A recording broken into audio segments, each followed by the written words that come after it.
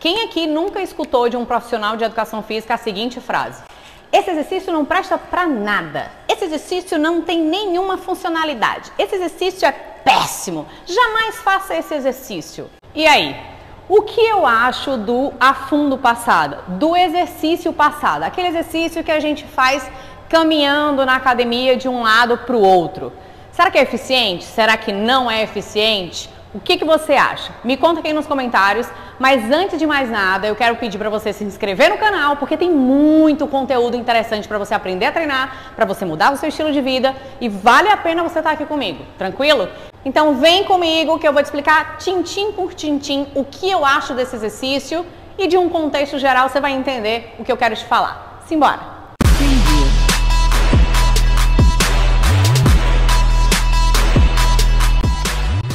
Quem aqui nunca escutou de um profissional de educação física a seguinte frase: esse exercício não presta pra nada, esse exercício não tem nenhuma funcionalidade, esse exercício é péssimo, jamais faça esse exercício.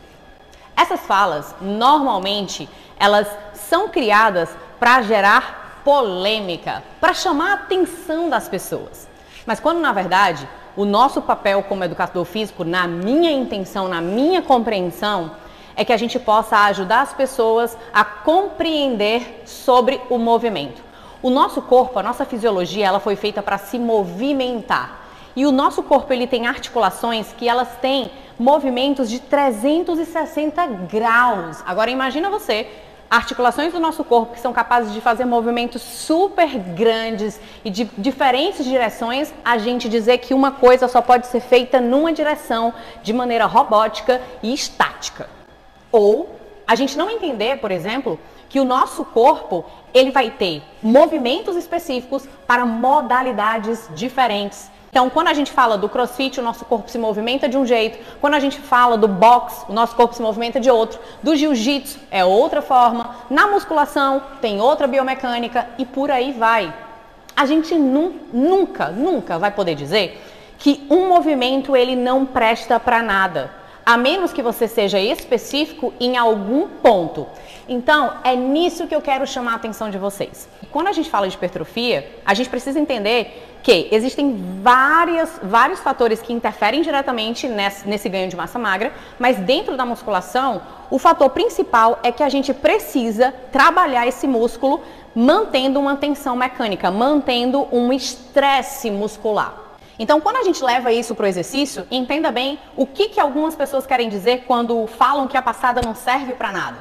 É que quando a gente fala de agachamento unilateral, como o afundo, que é estático, parado, a gente mantém o músculo da perna e do glúteo sobre tensão o tempo inteiro, porque você está fazendo um exercício para uma perna só, gerando carga, sobrecarga naquela coxa, naquele glúteo, enquanto você desce e sobe. Existem diferentes formas da gente fazer o afundo, que é o agachamento unilateral. A gente pode fazer o afundo nogueado, a gente pode fazer o afundo com barra, a gente pode fazer o afundo com step, a gente pode fazer o afundo só com halter. A gente pode fazer o afundo dando passada para trás, a gente pode fazer um afundo dando passada para frente, a gente pode fazer o exercício de agachamento unilateral de diferentes formas. Isso não quer dizer que o exercício ele é ineficiente, mas quando a gente fala de alta tensão mecânica, ou seja, manter o músculo sob tensão, é óbvio que o agachamento unilateral estático, que é feito apenas com uma perna, primeiro sendo feito por um lado e depois sendo feito todo por outro lado e não alternado, é óbvio que a gente vai ter uma tensão mecânica muito maior do que se a gente estiver alternando, que seria o exercício de passada. O que eu quero dizer é que, para a hipertrofia, o exercício de passada ele não vai ter a mesma eficiência do que um afundo, um agachamento unilateral estático. E aí, isso só significa que ele não é tão potente quanto o afundo estático para gerar tensão mecânica na musculatura-alvo, de coxas e glúteos.